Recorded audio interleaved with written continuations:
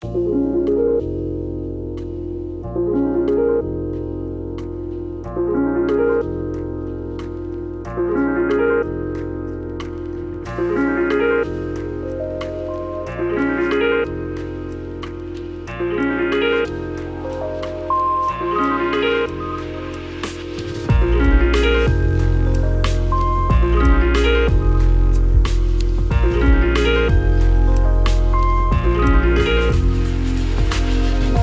and welcome to episode 289 of the Noclip podcast. 89 and feeling fine. Jeremy, were you born in 89? I thought you were going to say, are you 89 years old? Are you 89? I mean, I look pretty good for octogenarian, just barely? To have this much hair at 89 is a fucking feat of nature. No. Are you Mitch McConnell? Are you dead? Is he dead? He's been like missing for 3 weeks or something. He's dead to me. They posted a picture of him, but like the newspaper, which is always like a good sign. Although the only picture I saw, the newspaper was crumpled up in his hand, which I think kind of defeats the purpose of the newspaper in the picture. As being a timestamp. Exactly. No, I was born in 1990. Okay. Oh, beautiful 90s kid. That's great. I love it.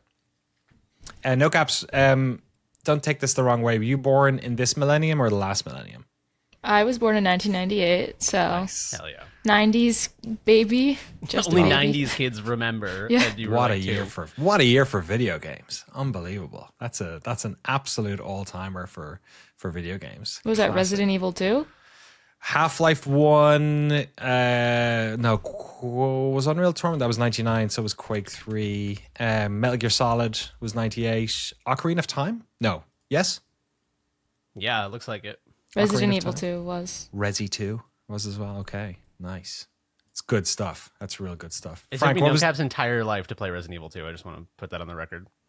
It took what? It took NoCap's entire life for me to play Resident Evil 2. Oh, it did? I just played it, yeah. You're right. Yeah, we talked about it last week. Yeah. I think. Yeah. That's pretty cool. I love it. Frank Howley, what was the best video game that came out in the year of your wonderful birth? Well, you're muted, so I know your mic just got out. Yeah, I think Super Mario World came out in 91. Let me double check. Super Mario. No, 1990, but then... 91. Monkey Island? Oh, actually, North America, it was 1991, so I'll take that. Yeah. You'll take it. Well, hey, look, you weren't born in Japan. As much as this annoys you, you were not born in Japan, so you picked the correct game for the correct date. You've another trip coming up, right? Yeah, it's September 9th through September 22nd. It's every 6 months I just go because I have to like stay current so I don't forget to use the trains or the language. I'm already dreaming. I'm already having dreams of like using my conversation skills.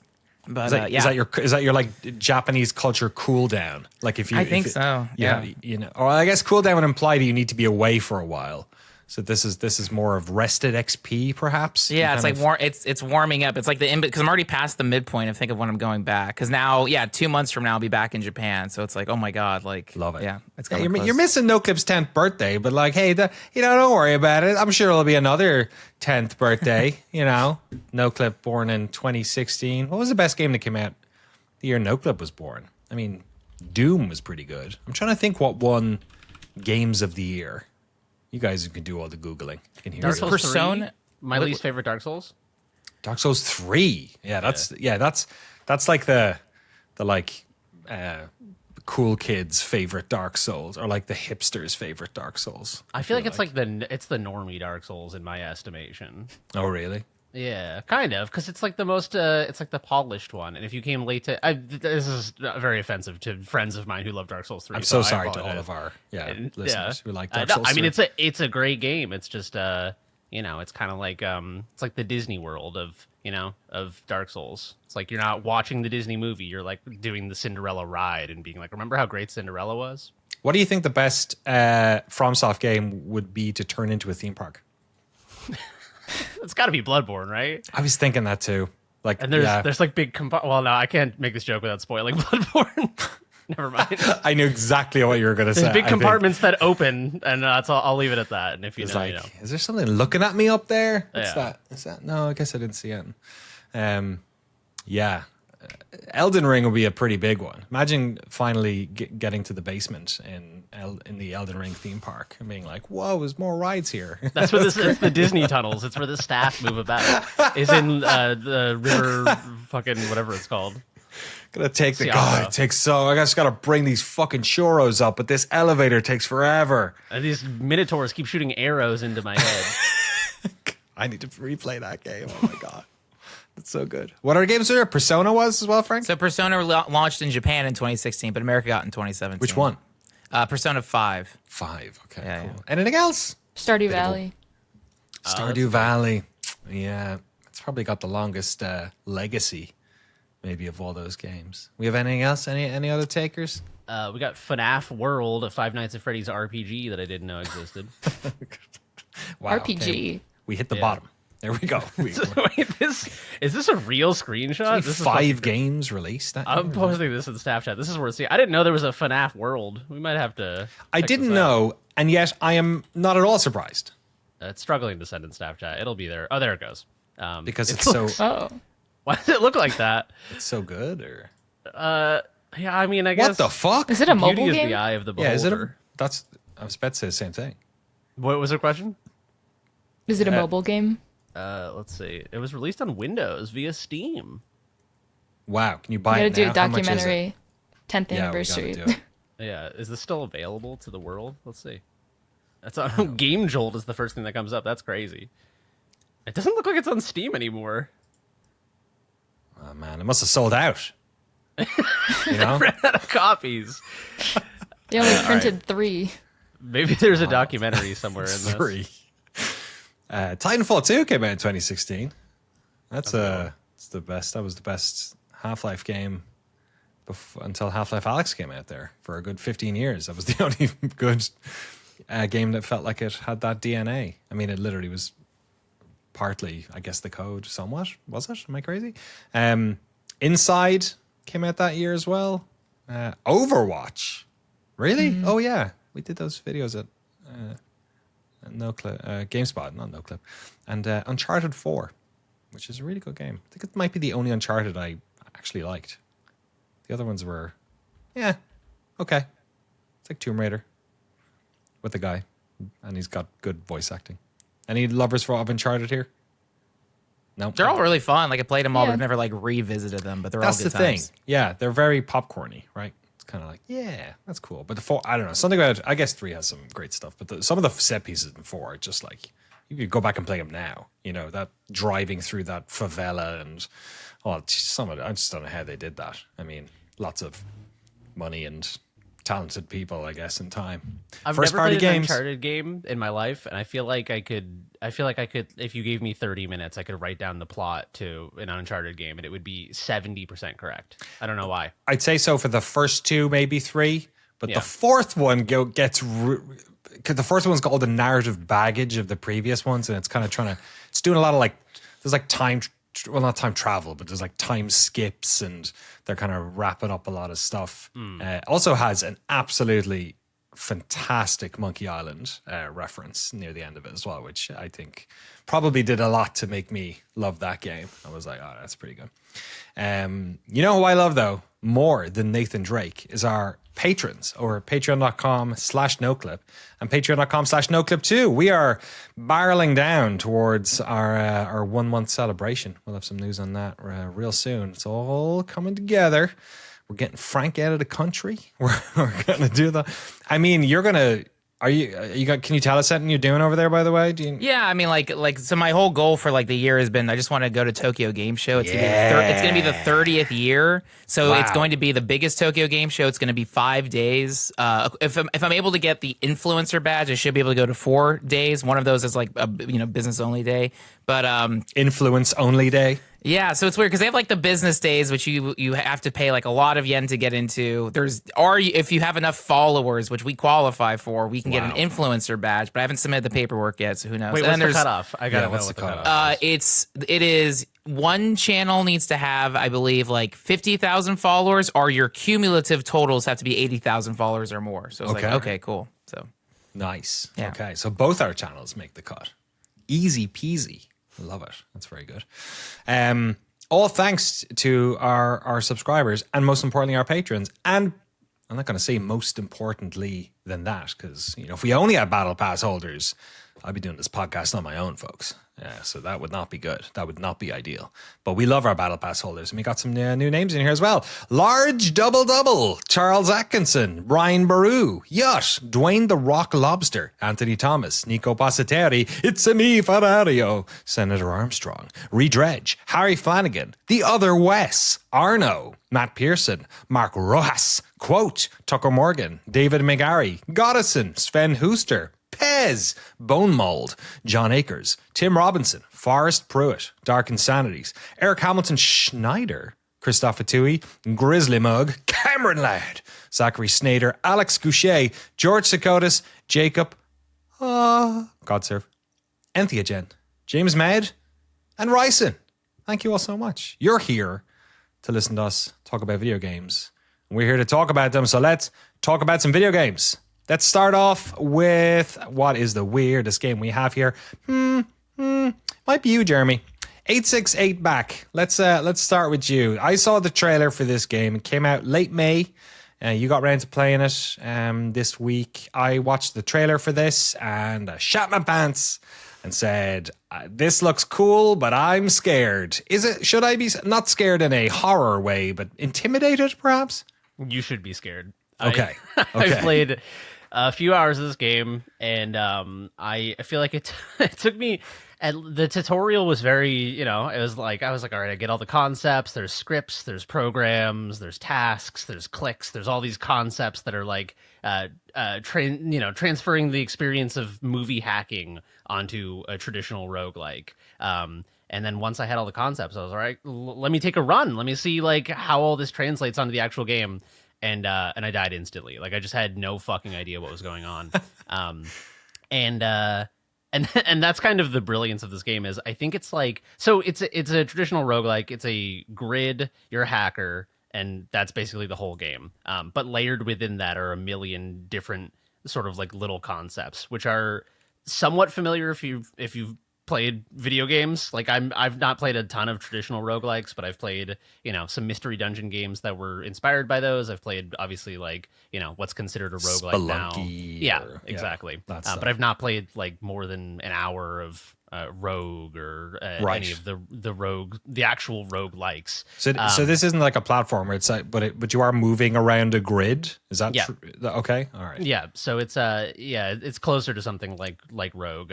It's this like sort of hacking grid with these blocks on it, and you're a big smiley face with a pirate eye patch.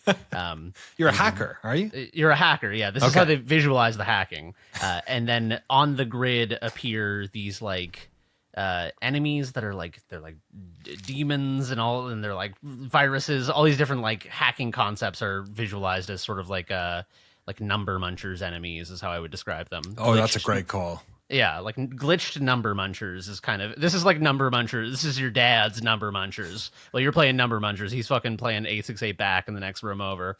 But you basically, it's gonna sound so simple, and it's gonna be hard to explain why it's so complicated. But you basically like many roguelikes, you move in a direction to move, and then if there's something in your way that is interactable, like an enemy to click, which is doing damage to them, if you move towards them, it will click and shoot out a little laser and hit them. That's basically the whole game. But on top of that are, like, if you just played with that, it would be completely impossible to bypass anything. Is it real time, or like does it move when you move? It's move when you move, yeah. Okay. So there are these blocks on the playfield, and the blocks have numbers and words on them. And what you have to do is like assimilate these blocks in order to get scripts and progs, which are like programs. They're basically like power-ups, abilities that you can spend currency to use. You also get currency when you do this siphon of the blocks. But siphoning the blocks into the play space invites more enemies into the play space. Okay, it uses a turn or something, is it? Or... It uses a turn, and it spends a currency basically that you're going around picking up these like charges for siphons. And this gets insanely complex, insanely fast. So some of these abilities will be things like I'll give you a for instance, because I feel like it's so hard to explain in abstract. I had a bunch. I was like 3 layers down in a server, which is like what a single sort of like level on a run is called. And there was maybe 8 or 9 enemies on the screen. Is completely overwhelmed. But I had these 2 abilities. One of them was an ability that puts same type of enemy on same block for every cast. So I had enough currency to cast that 3 times, and there were 3 types of enemies on the board. So this stacks all of the same type enemies. So now every type of enemy, there's like 1 tile that has every one of that type of enemy. I have another ability that I think is called Reap that I could just barely afford, which, or maybe it was Debug, kills all of enemies that are on the same tile rather. Oh, okay. So I was in this completely impossible room, like how would I solve this? And then was able with 4 or 5 clicks or whatever to stack up every enemy using 1 ability and then decimate them because they were stacked up. That's awesome. Okay, that's cool. So it's like this deceptively simple thing, but I think the reason it's so good to me is it rewards sort of like, it emulates the mindset that I imagine a hacker would have. I'm not like a hacker, but like when you see a hacker in a movie, it's someone, or read about hacking, whatever, have fantasies in bed at night about being a hacker. It's, you imagine someone who understands the rules to such an advanced level that they're able to sort of like play in the space, that they're able to see these hard-coded concepts of security and inaccessibility, and to sort of like bend the rules to their will because they understand the systems and rules so well. And I think that's what 868 Hack does, or sorry, Hack is the original one from 2013. 868 Back does so well is you internalize all these concepts and you're like, well, this would be an impossible scenario. But once you start to sort of like understand and live and breathe the concepts, these new possibilities open up to you that would have been completely invisible to you when you started playing. And that's why I think it's so cool, is it gives you the ultimate fantasy of being a hacker, which is feeling like cool and like you got away with stuff and like you're up against these impossible odds.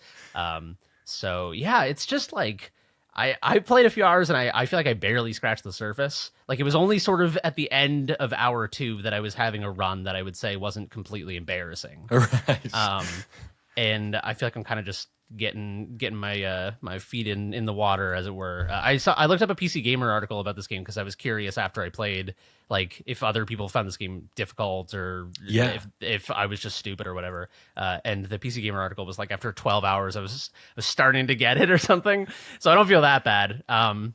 But yeah, it's just really interesting. Michael Brogue, who made this game, people call his games roguelikes, which is very funny. Oh, that's wonderful. Is a very interesting and sort of like idiosyncratic developer who, I started watching some of his talks last night.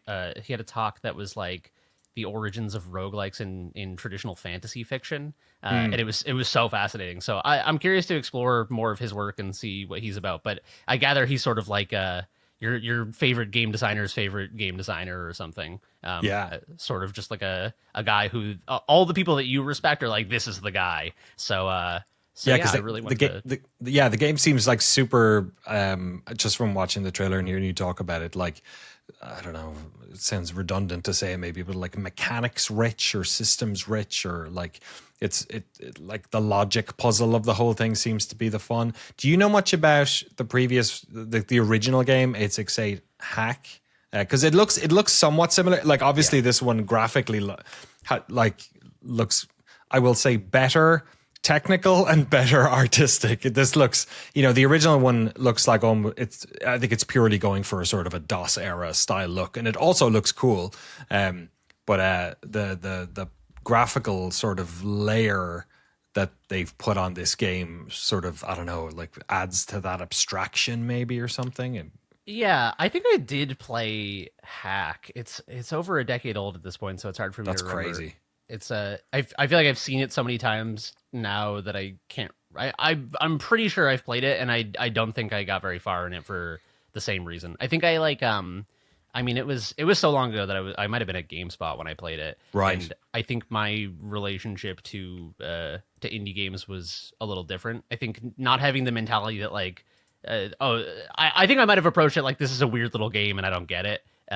And I think now my mentality is like, this is a game that will will yield to you if you are persistent. That like there's an intelligent game designer behind this game who's making decisions for a reason. Right. And that you need to like not give up. You need to sort of persevere if you want to understand why this game is good.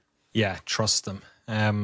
Looks really cool. Yeah, 868 back, available $19.99 on Steam. There's also a free demo you can pick up, and then there's also a bundle with 868 Hack for $23. Hack is, I think, only $5 on its own. It's $5.65. Something tells me this developer is based in England or Europe or somewhere, and that's a conversion thing. Finji published this as well. Oh yeah, I forgot. Yeah, because I saw Adam Saltzman posting a bunch about playing this game, and that's the other thing is like a game this systemic yields anecdotes that are fun. Like the anecdote I told about like stacking enemies up and taking them out is such a low level thing. I saw Adam Saltzman posting being like, "Oh, I was like I'm 7 layers deep into the net code, and like this happens, and I use this ability," and I was like, "That sounds fucking awesome." And it has no bearing, like no reflection to my gameplay experience because I'm sort of just at the threshold. So it's fun to look ahead and see someone being like, "Oh, I was like doing fucking ballet dancing, hacking," and I'm like, "Oh, I killed one guy. It was cool." Love it. There you go. Something to aim for. I'm gonna talk about a game that is like kind of mechanically not that different, but seems to be on the complete opposite end of the difficulty spectrum, perhaps. KAZ, which I think is out now. Yes, it is. KAZ is, I've been playing it on PC. It is also a roguelike. It is also a grid that you are looking down on. It also has a fantastic art style. I'm not quite sure what it looks. You know what it looks like is that there's a game that Capybara made, Grindstone. Do you remember Grindstone? It's like a mobile game. Has a very, very similar art style to this, which is quite cool. The Cappy made.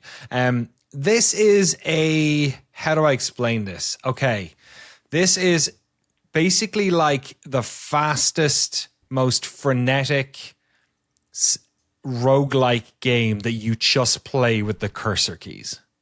So when I booted up the game, I was like, picked up my Xbox pad, turned it on, in the computer, and first thing it says is you want to play this on a keyboard. You do not, and it could not be more right. You basically, a level starts. I forget how long the levels are, maybe 20 seconds each, maybe, and there is a bunch of tiles in a space, like floating in space. Basically, you're looking straight down on them, and your character KAZ is on one of the tiles, and then baddies start to appear on the tiles, and you literally just have to go like cursor key over to them to kill them, and each time you kill one, you get a point. So you were going like left, down, right, and at the start I was doing it slow, and then I realized, oh, you just gotta like spam the crap out of your number cursor bit to like get around. You're basically trying to kill as many enemies that are on this grid plane as fast as you can in however long the minutes are or levels are, 20 seconds, I think, something like that. And you basically are looking to get 100 points. And if you get 100 points, you get to go to the next one. If you don't, game over. That's it. Early levels are pretty simple. You're like literally you could just like mash the cursor key over and over randomly and you'd probably complete the first level. And then you start getting, the layers start coming in. So you get enemies with shields that you have to hit twice. You get enemies that you can't kill, but you can push them.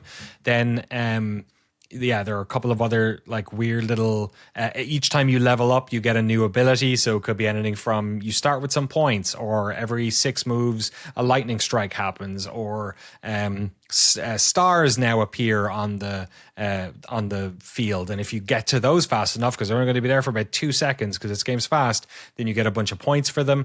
And then what happens is, or like one of my favorite power-ups is you can jump over blank spaces, which lets you kind of like leap across this grid that's kind of floating, as it were, in space. And then they start putting in like enemies, like not enemies, I guess, but like traps and things that you do not want to stand on because they're going to take away points and things like that.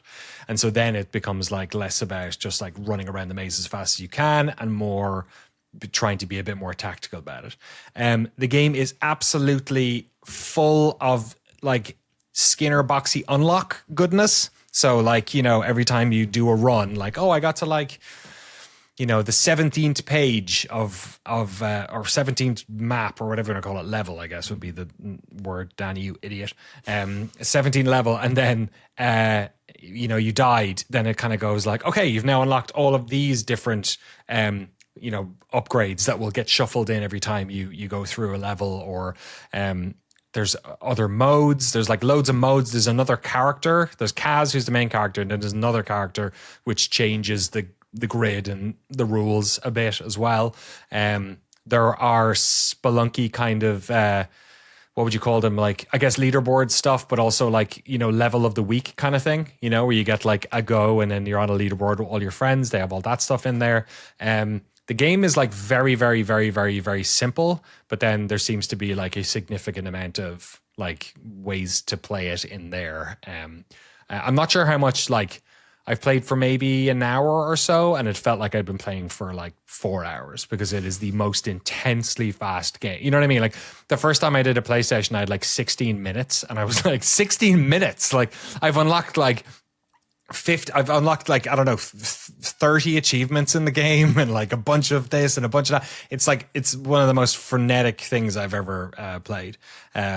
It's super cool. I don't know what the staying power would be like on it. I think this would be a particularly terrible Steam Deck game because you really need to be mashing on a keyboard, I think, to play this. I haven't even tried with a controller, so maybe I'm jumping the gun here, but I'm not sure it would work for me.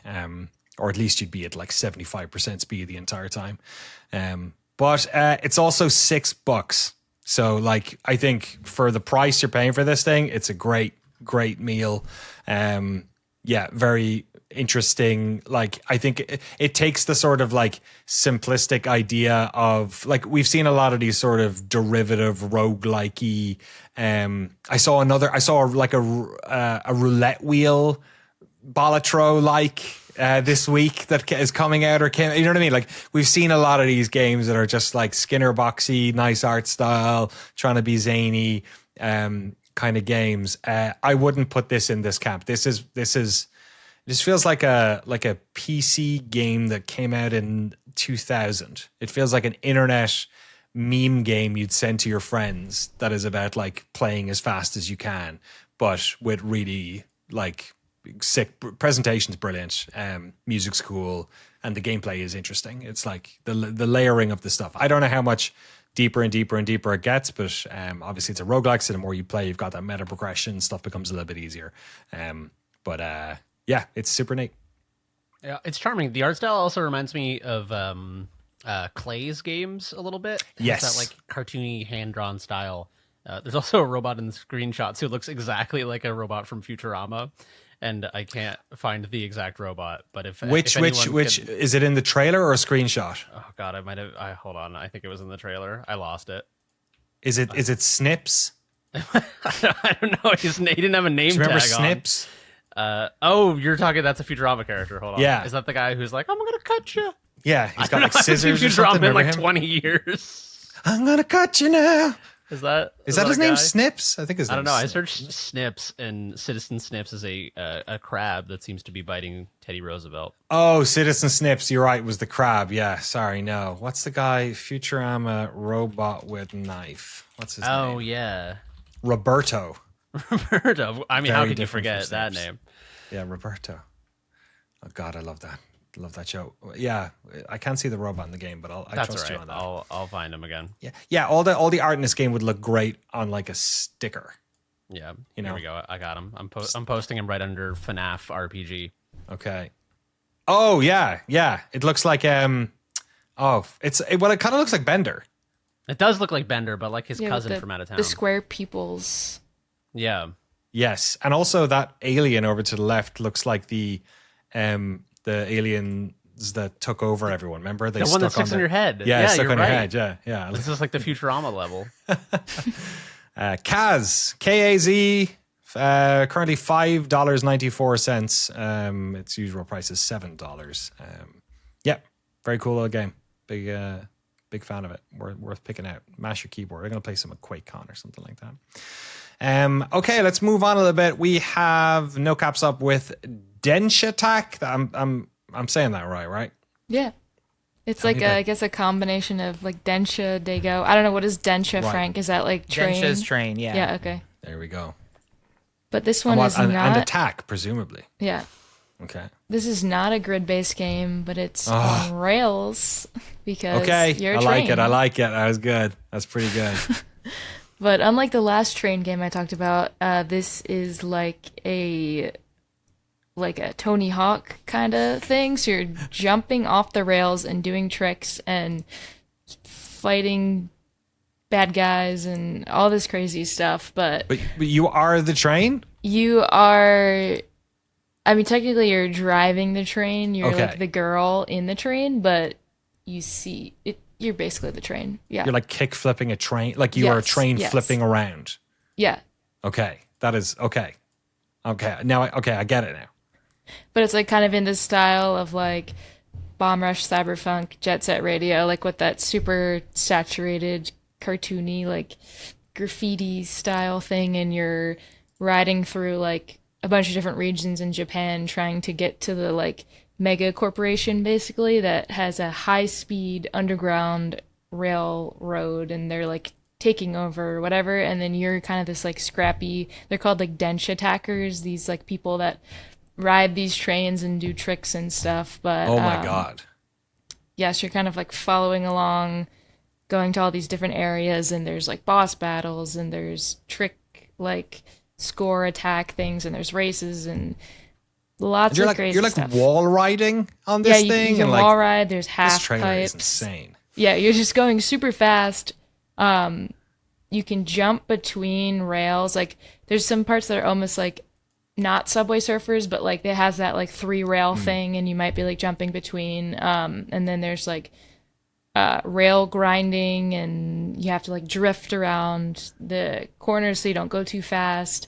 And then you can do tricks, and you unlock wall riding and half pipes and all this stuff. But I think it does a really good job at easing you into all that, because if you just look at the trailer, it's Yeah. just like, what is going on? Like, how do you even follow that? But Yeah, it's doing like a board slide, like a train doing a board slide, and you have the like Tony Hawk balance meter yeah, kind yeah. of appearing. So these are like each level has a start and finish, right? This isn't like open world or anything like that. This is like they're very Yeah, each level is like, like 2 or 3 minutes. And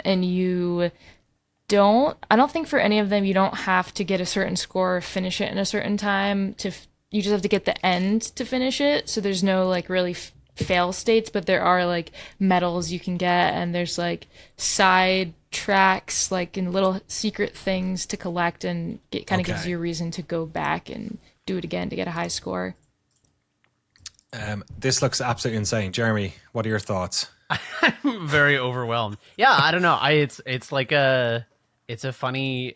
I often think about the Tony Hawk games and think about why don't people make more skateboarding games, I guess, but it's because you have to like invent, you either have to make a Tony Hawk like or invent a new way to control a skateboard, and both of them are pretty daunting tasks.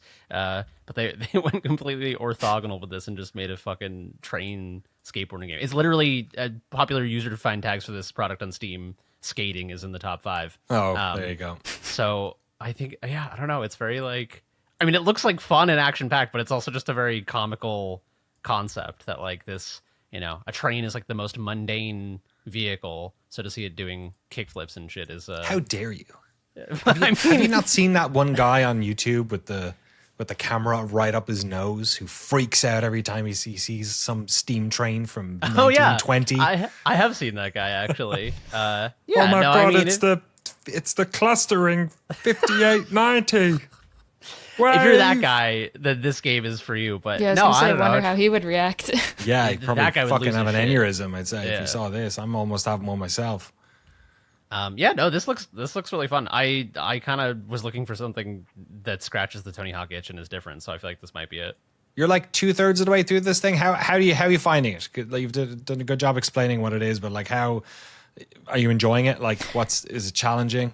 Yeah, I really like it. It's it just throws so much at you, like you kind of never know what to expect from, like, what's the next crazy thing you're gonna do, like hit baseballs, like you do tricks into baseballs and it like hits it back at the boss, or like you're riding on a like a Ferris wheel, and there's like this part where you can go underwater, and there's this part where you're like flying, and it doesn't let you get bored. You're like piloting a ferry, but you're doing like Kelly Slater like surfing tricks. Yep, they got that too. Okay. Man, you know when people make games and they're like, let's keep the mechanics simple, and then we can just like, you know, rinse and repeat, and let's have one level. Like this game seems to just not give a shit about how much time it takes to make a game. It's like, okay, I guess that's the problem when you make a game when you're on a train. You're just flying past everything really fast. So the art cost is just insane. Walking simulators have it so much easier. They're going to like 50%, you know, 50 times the speed or whatever this game is. I'm guessing it's $20. I looked at it's coming out on Switch too as well, and it's $20. So it was $20 on Steam as well. Yeah, all platforms, Xbox, PlayStation. Oh, brilliant. $20. It's coming out and everything. Good stuff. It should be out by the time this podcast goes. Oh no, it's coming out July 15th on Steam. I think the Switch page said no. I'm gonna hold it back. No, it's coming out. It's coming out the 15th. Yeah, so it will be out by the time you listen to this. This has Steam Deck game written all over it for me. This looks like if I'm bored on a plane. I did not test it out. It is verified though. Okay. Yeah, I could see the frame rate maybe suffering a wee bit on this one. A lot of effects. Yeah. Good console game as well. Frank, is this tickling your Japanese train itch? Yeah, it's also launching on Game Pass. Like this is a game I feel like I've seen so often over like the last year. The thing I like specifically, even the description, like each level is its own region. Like there is like Tokyo, Osaka, Hokkaido. So I'm like, oh my God, I want to see the specifics. Like, can you see Mount Fuji and all that stuff? The like rail switching makes it look a lot like Sonic Adventures levels. Oh yeah. Which is like, oh my God. So yeah, this is a game I'm dying to play. It should be out tomorrow. So yeah, I might even report on it next week as well. But yeah, this looks awesome. Excellent. I bet Mount Fuji's in the game, and I bet like you like cut it in half and send it into space or something. I bet there's a robot inside it that fights you. What would be the craziest thing you could do in this game? What if the train turned into a gun and shot the prime minister? That'd be pretty fucking. What if the train just showed up on time and got people to work? Wow. Wait, in Japan that's normal. Yeah. Well, so in America that's crazy talk. Even a train appearing. That's the ultimate fantasy as an American, is just like public infrastructure. What if? That'd be crazy. I always have Japanese like friends ask like, why are Americans so obsessed with the JR? Like any tourist who comes, they fall in love. And I'm like, we just don't have something this great in America. Like you have no idea how beautiful the Japan railway system is. Like even at Anime Expo, there was a Japan railway booth. And my friends and I were like taking tons of pictures, and like we got like pins and chip clips and stuff, and like everyone at the booth is like, oh my God, people love us here, this is crazy. Yeah, the JR is the best. So any game inspired by Japan's railway is like already 10 out of 10. In America, we just sit in traffic on a 7-lane highway gripping our pistol, just waiting to use it and thinking about the JR, and we're like, if only I didn't have to live this life of violence. And then somebody cuts you off and you go to raise the gun up, and then you just raise it towards your and then cut and to then black. You think of the JR and you're like, I have so much to live for though, I can't. And then you're Michael Douglas, and it's falling down. Yeah. Yeah. Man, oh man. Is that Michael Douglas? Yeah. I think so. Yeah. Denshattack, available now on all platforms. Pick it up, $20. Looks pretty neato. I'm going to quickly talk about Road to Vostok. I haven't played too much of this. It came out back in, I think, May. But I know we've got a lot of old PC gamer heads out here, so I want to talk about it. It was April it came out in. It's in early access. There's a demo available. It's a pretty good demo as well, actually. I played that. It's a $20 game. Road to Vostok is basically a run-based Stalker. So if you like Stalker, the video game Stalker, Eastern European PC gaming first-person jank, said lovingly, by the way. This is a game that is set in the border zone between Finland and Russia. It is an area where it's like a post-apocalyptic area that is filled with kind of, you know, raidery type people who are like breaking into houses and stealing stuff and things like that. You have a little shed that you start in.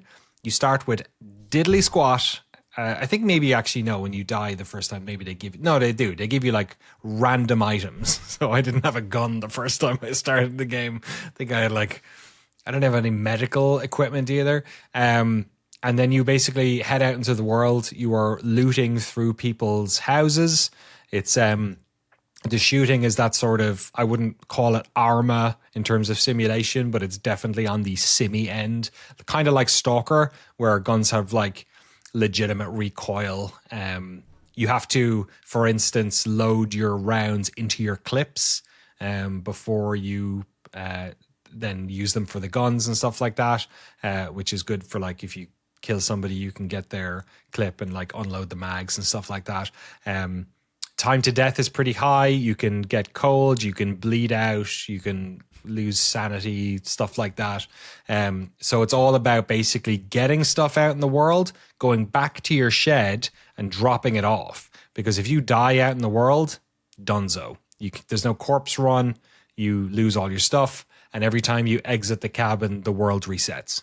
So it is essentially a like run-based first-person shooter, I guess. So like I know I've played games like you know, Deathloop to a certain extent was kind of playing around with this concept, but like this is obviously very different in terms of the style of for FPS it's doing it with, and also the execution. But I can't remember again. Like it, in a way, this feel like I can't in good conscience say this is like an evolution of like that type of what Deathloop was going for. This feels more like somebody made a single player Tarkov, maybe, you know what I mean? Where it's about like, it's an extraction game to a certain extent, but it's single player. So, you know, it's not, it seems weird to give it that particular nomenclature or category or whatever. But yeah, it's very, very, very cool. I've really enjoyed playing it. Yeah, it's available on Steam. Check out the demo. It's $20 if you want to get it. It is both developed and published by Road to Vostok Limited. So they're one game studio for life, I think, is the plan here. Yeah, and it has like already like 5,500 very positive reviews in early access. So clearly people are into it. Yeah. Does it have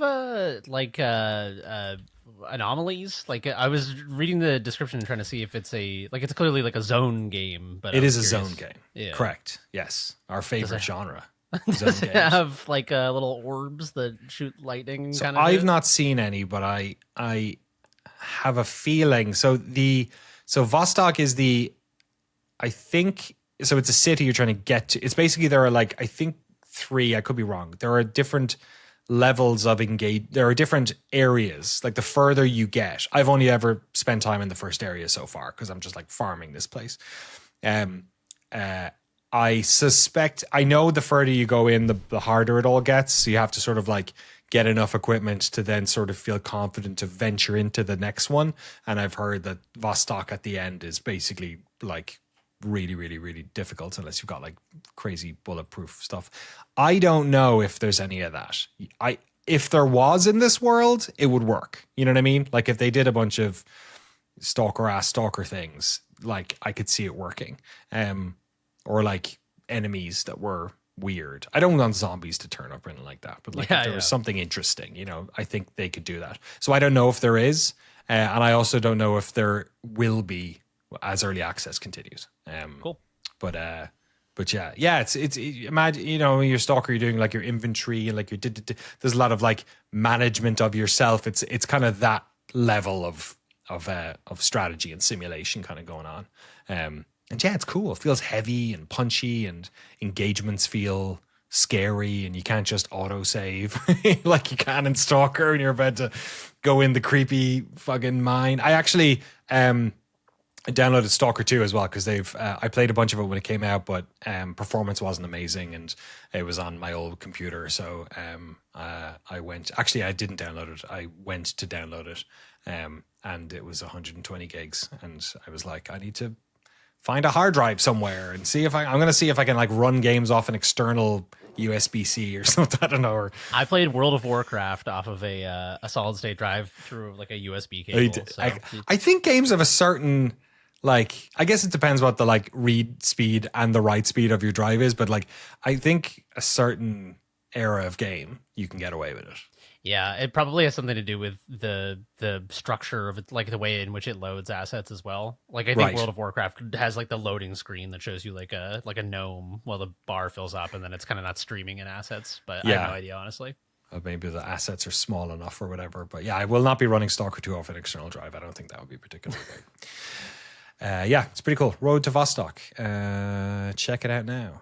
Frank, let's bounce over to you. I know most of the games you wanted to play are actually coming out after we record. But tell us about them. They both sound very Japanese for very different reasons. Yeah, so there's 2 games coming out this week that I'm excited about. One is eSpirits Pro Baseball. So this is the first time. So Konami's had a long-standing baseball series since 2004 called Pro Yaku Spirits. The first one came out similar to Pro Evolution Soccer, which is Konami's football game, or soccer game, if you will.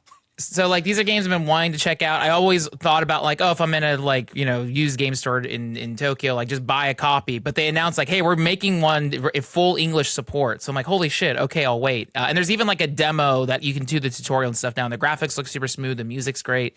But it's cool because it's like officially licensed of the NPB, the Nippon Professional Baseball League. So you'll be able to play as all 12 of the teams. And so like in leading up to my next Japan trip, like I read a book on Japanese baseball over the summer. And even at the end of the book, the author was like, if you want to watch Japanese baseball games, kind of the only way to do it is you just got to get a live Japanese like TV service. Okay. So my friends and I found a website that lets you watch Japanese cable television. So I've been oh my god. So now like oh my god. Yeah, so now I haven't watched like TV like channel flipping in like 20 years, and now I'm upset. There's even amazing. There's even a railway channel that just plays B-roll of like trains. Nice. Yeah.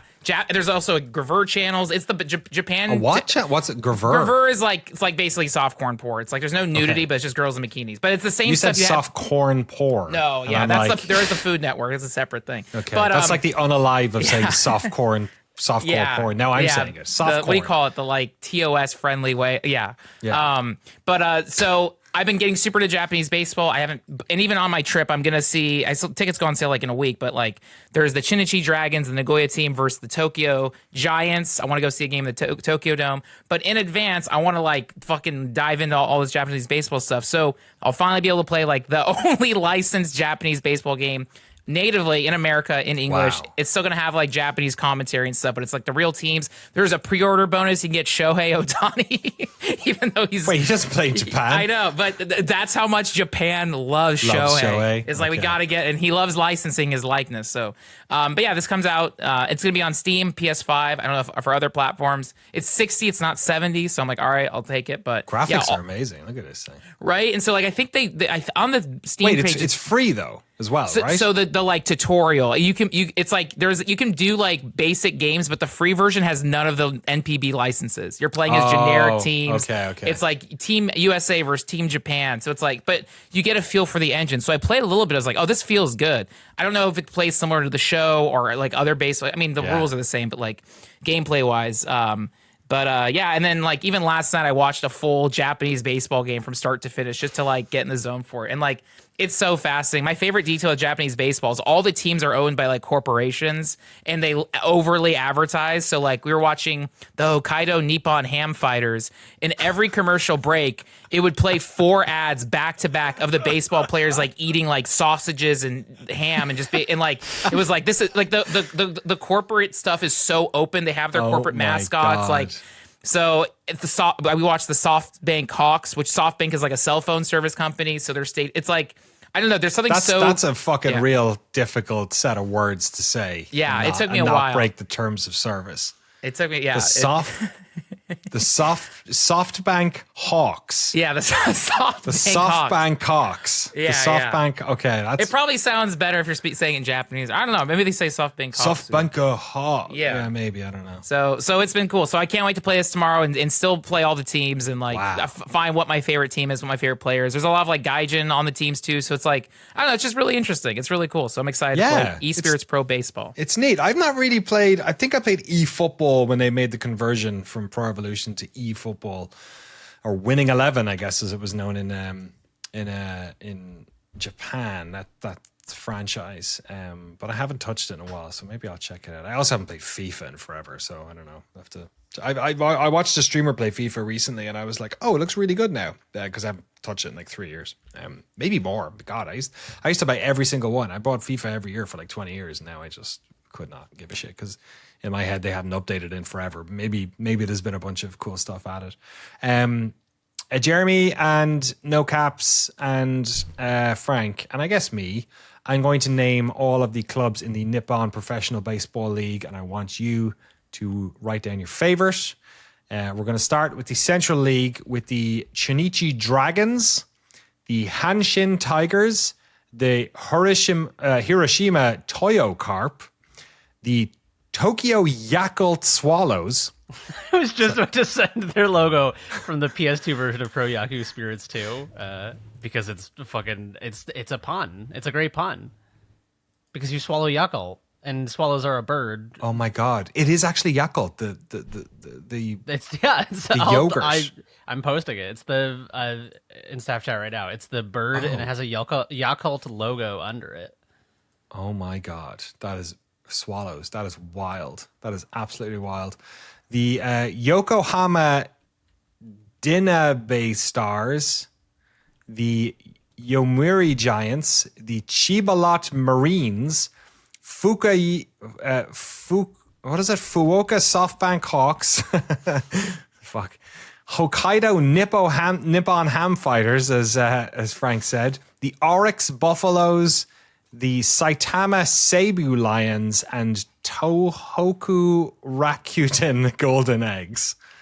I'm also going to throw in 5 defunct clubs: the Nishi Nishan Pirates, the Shokiku Robins, Takahashi Unions, Dai Unions, and the Osaka Kinetsu Buffaloes. What do you think, Jeremy? What's your favorite? I mean, Yakult Swallows is hard to argue with. I do like the Seibu Lions logo. Their old logo looks like is it Osamu Tezuka? It looks like some like anime, a godfather of anime or manga style. Oh yeah, look at that. Really the new one doesn't look that good at all. I want like a Seibu Lions hat. Yeah, all these logos would be great on a t-shirt. No Caps, what's your favorite? I don't know. I'm looking at like the mascots like on the field. There's a lot of birds. There is a lot of birds. They're like half birds. But what was there, a carp or something? Oh my God! Yeah, there was the Hiroshima Toyo Carp. Although their logo is just a child with a baseball. Oh. I'm going to copy in this one. I got I believe this is the Hanshin Tigers logo. Oh great! Now it's going to like take 10 minutes for my hard drive to boot up. Oh, here we go. I'll stick it in staff chat there.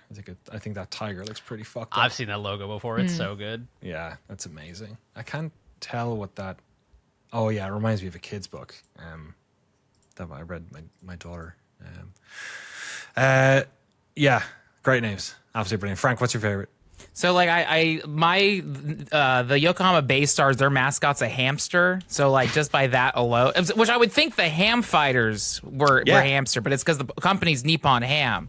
Hamtaro could have gotten involved. The Ham Fighters mascots are foxes. So but then all the cheerleaders have little foxes, which is cute. But the Bay Stars have the hamster, which is really cool. But I gotta keep exploring. It's good stuff. Yeah, I like it. I think the Ham Fighters is a pretty fantastic name for a. Yeah, I'm more of a ham lover than a ham fighter, but I can get having all the teams be corporate is more fun than what we have, which is all the stadiums are like the TD Bank North Garden. Would like, we feel that way if is it because it's Japan, so it sounds cool?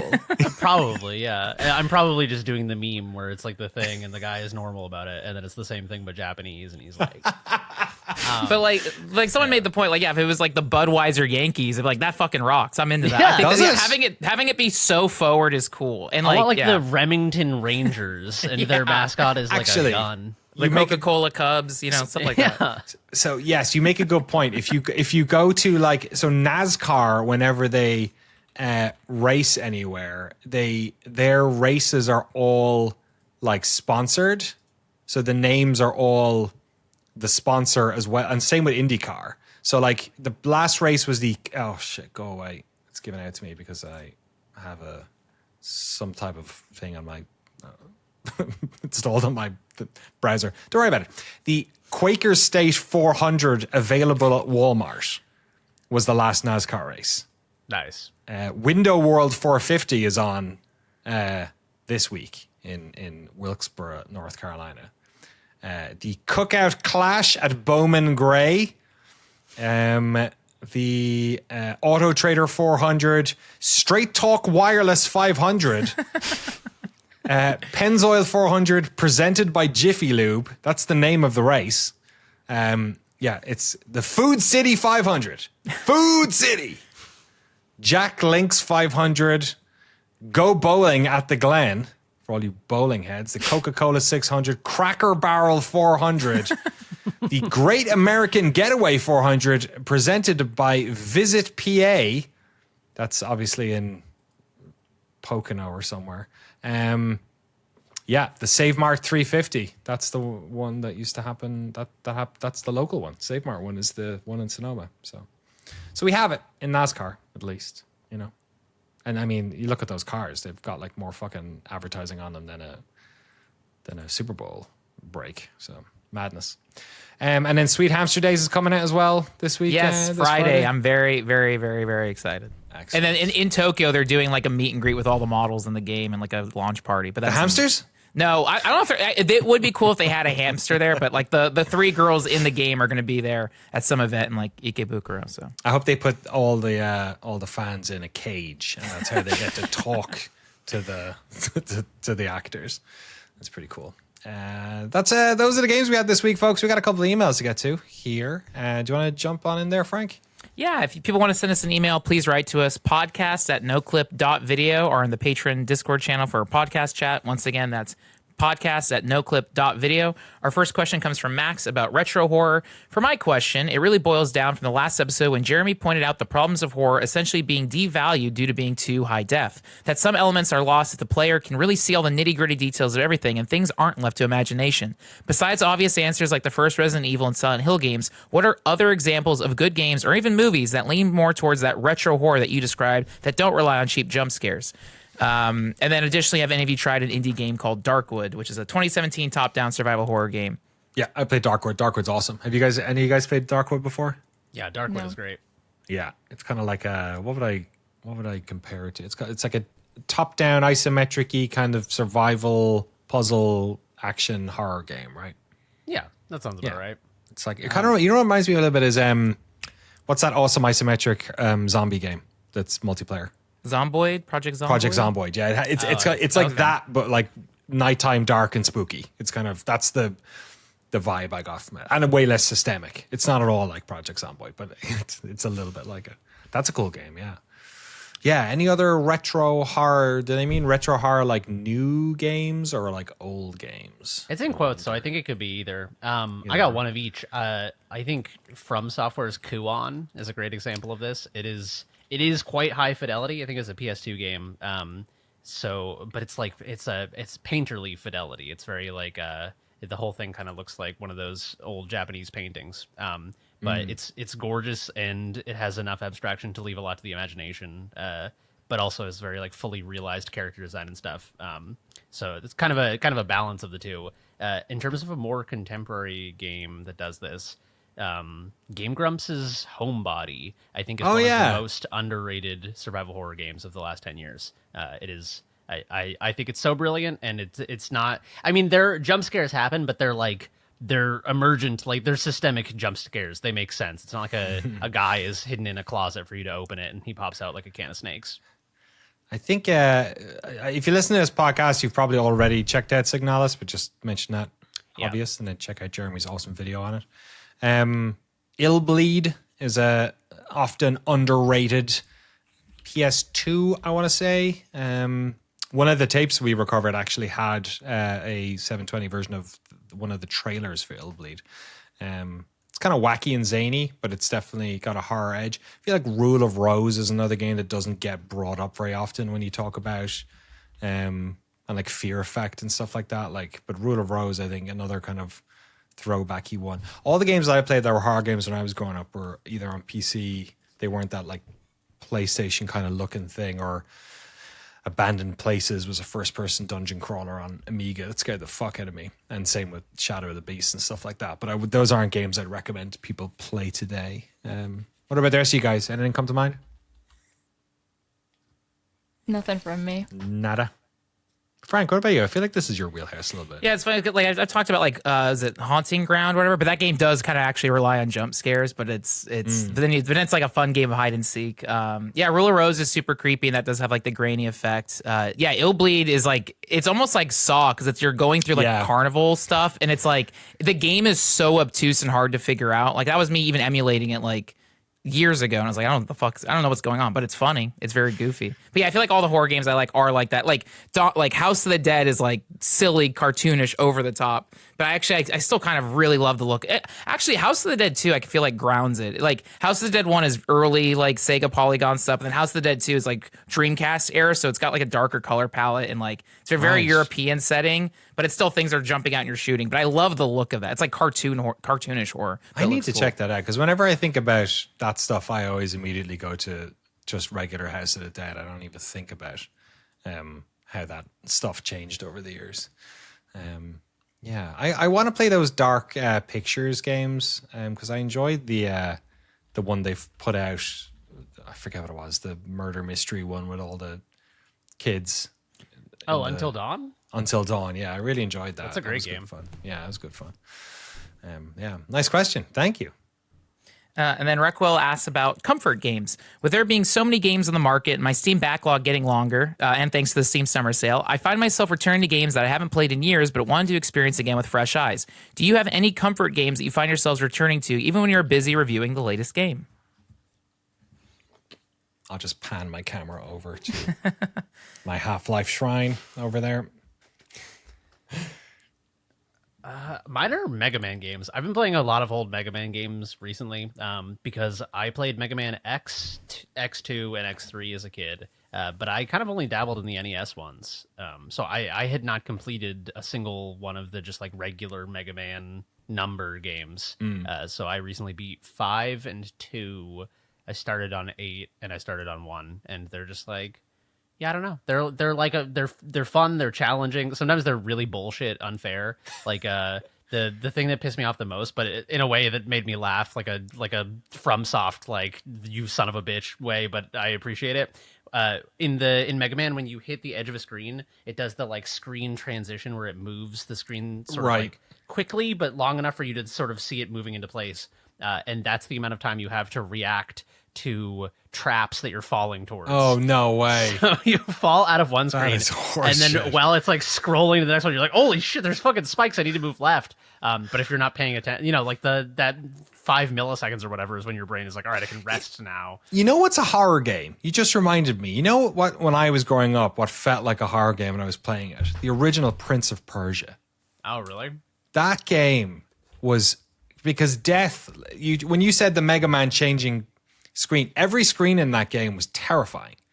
The next screen you were going into, because you were a character who, for the vast majority of that, well, not the vast majority, but for the opening of that game, you have no weapon, and you get a weapon eventually in Prince of Persia, but like it's killing the other guys is hard. Like it's so the game is like, and the way you die in that game is so brutal. Like when you fall into your first spike pit, like the screen, the character's motions all rotoscoped, so it feels like a human person.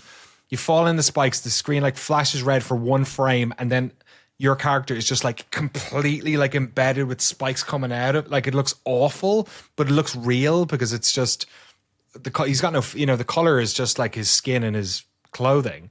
When you fall like off a building, or if you fall down a pit, like if you fall, there's a couple of pits you could fall down if you like fuck it up, and there are multiple screens gone. So you'd fall down one and then go, you keep going, and then it would get to the next one, keep going, and the next one, and then it'd be like, bam, and it's just like flattened. Like there was jaws that would like come down and cut you in half if you ran at the wrong time.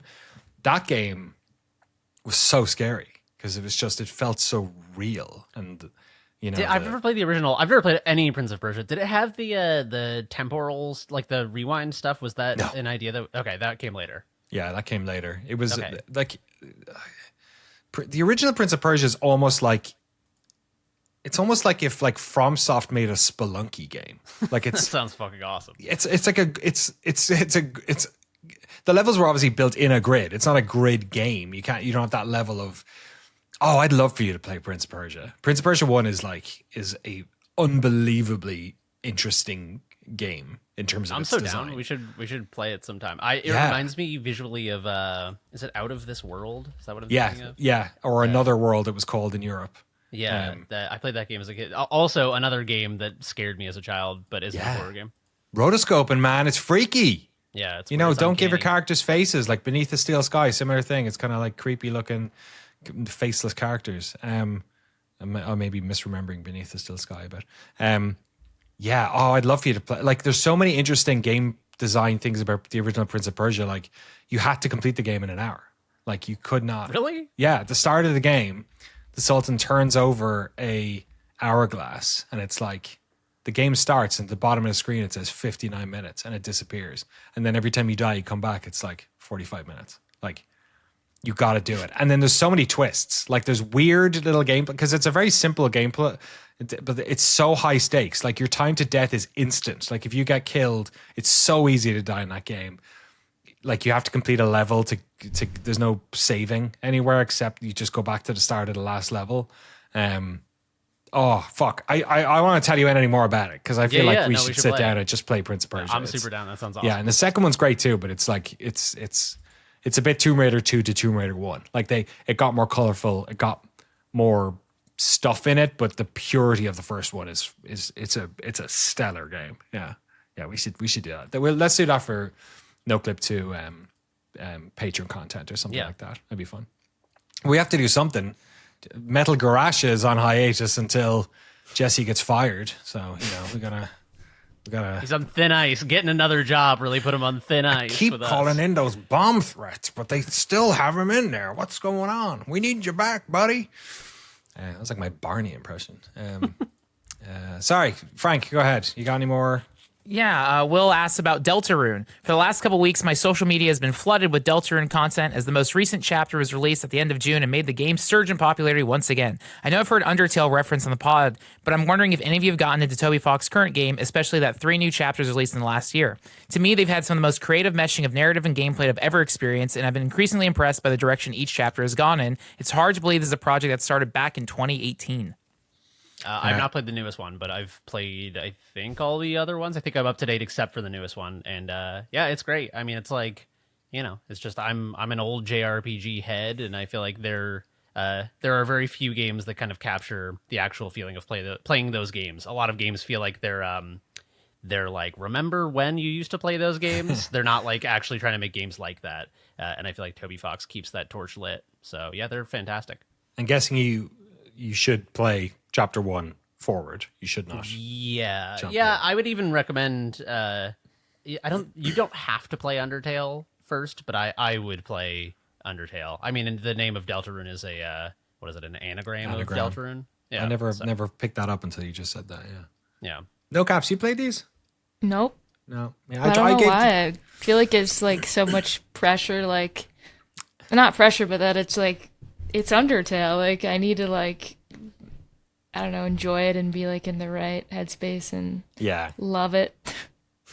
Yeah. It's like listening to a classic rock album everyone likes. It's like, well, I don't want to listen to it when I'm in a bad mood, because then I'll feel like a sham lover of art if I don't like Aerosmith's second album.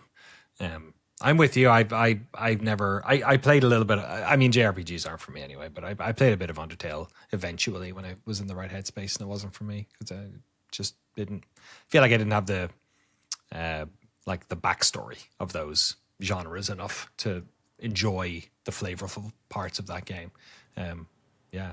Watched a lot of great video essays about people loving it though, so I've peered through the veil a little bit that way. One more email, Frank? Yeah, Michael asked about tandem gaming. Jeremy recently talking about playing Resident Evil 2 Remake at the same time as the original to compare the two. I played through MGS1 and Twin Snakes in tandem last year, and it was a really fun way to play and experience those games. I recommend trying this with other games. Have any of you played through a game like this in a non-typical way? Any other fun ways of experiencing a game like this? I like to play, if I'm playing a game in a genre I've not played much of, or haven't in a while, I often will play a second one as a sort of a rangefinder for the first one. I was doing it. I've done it a couple of times recently. I did it with The Legend of California and Windrose. I was playing both of those because they're both kind of crafty, what do you call them? Like survival craft games, I guess, to a certain extent. And then I also did it recently, with Subnautica and Starseeker. I for some reason, whenever I'm playing one of those games, might be the nature of them just being kind of like unlocky, and maybe I get a bit bored, but I like to try another one to like compare and contrast or something.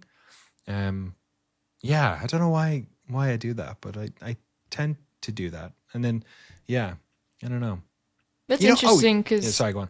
I was going to say, because I kind of do the opposite. Like, I'll play something, like I'm playing something that's like really, I don't know, like gameplay heavy, like you gotta fight. Like, I'm playing the PS4 like remake of Medieval, and it's like kind of like more difficult than I thought it would. Like, you have to go back through the levels, and like the health that you end on, you start the next level with that much health, so you don't get like a yeah, so you have to go back to another level, run through it, get the health.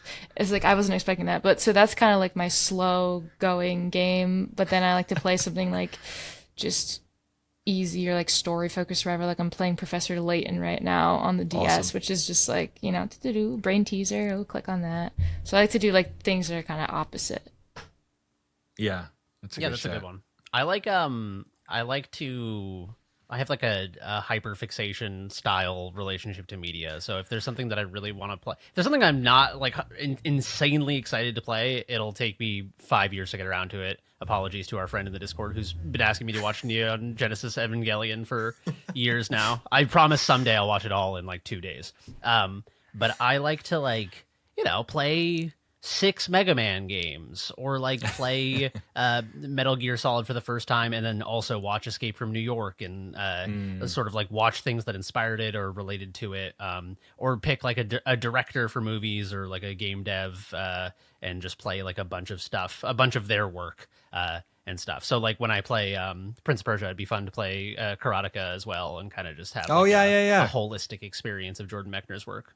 Yeah, that's a great shout. Did Digital Eclipse do a Prince of Persia? They didn't know. They did a Karateka, one of those awesome anniversary game things. Yeah. They didn't do Prince of Persia. Yeah, I played the Karateka one because I never really played Karateka. I played International Karate, which is I think kind of a ripoff of Karateka, I think, or Karateka or whatever people say. Yeah, I wish they did a Prince of Persia one, but I suspect Ubisoft would have something to say about that if they tried to make that happen. That's cool. The other reason I think sorry to bring it back to fucking Prince of Persia. No, it's all right. The other reason, I'm trying to see if I have it here. I do. Obviously, there's the videos of Jordan Mechner's brother jumping. Have you seen those? So I think I saw a clip of that when this collection came out. And that's what he did. He rotoscoped that. And that's, you can, like, if you play Prince of Persia and you watch him jump, you're like, oh, that's it. It's exactly it. One of my favorite video game books is The Making of Prince of Persia, here by Jordan Mechner, because Jordan Mechner kept a diary. And the book is his diary. Oh, wow. From around that time. And it is a fascinating insight into that era of video game like industry and business. There's like all pictures of him, but he also puts things in the like notes on the side, so it's been like annotated to give context to it. It's like a first-hand account of basically the first like 5 years of his career and making Prince of Persia, and then like converting it and like moving to like different. Look at that. Then there's pictures of like all the rotoscoping that they were doing and everything. It is fantastic. You have to have played Prince of Persia, I think, to get the most out of it. But yeah, if anyone who did this, was it Bitmap? It was Stripe Press who did it. I think I got this book maybe 8 years ago. It's really something. So yeah, if you can get it, it's called The Making of Prince of Persia Journals 1985 to 1993, written by Jordan Mechner himself, both very cool. Currently and in the 80s. Yeah, it's very cool. All right, I'm done talking about Prince of Persia.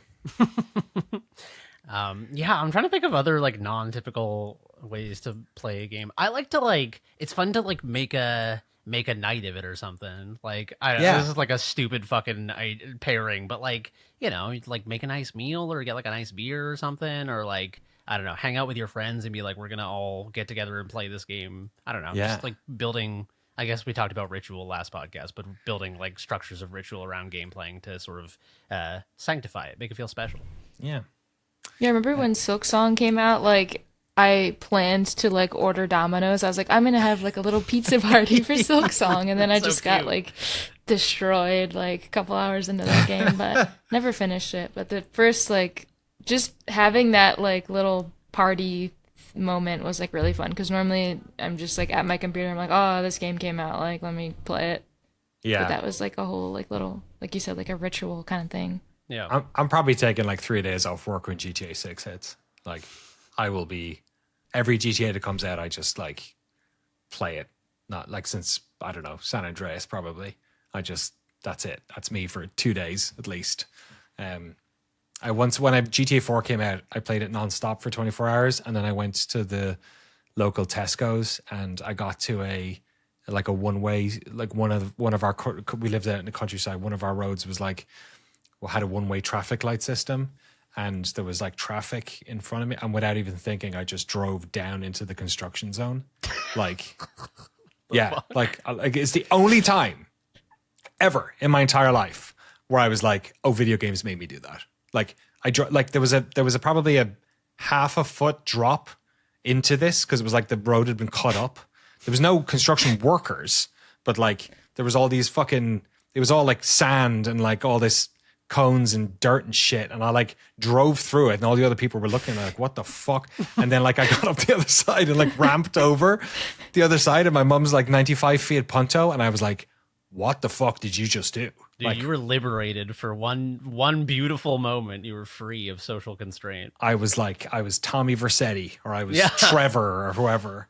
Yeah. For a second, yeah. So that's So maybe I'll take it easy with the GTA 6, maybe. Or just don't drive, maybe, or hold any firearms. Yeah. What else happens in that game? Who knows? Beating people with a bat, stealing giant cartoon wads of cash from them. God, I hope it's good.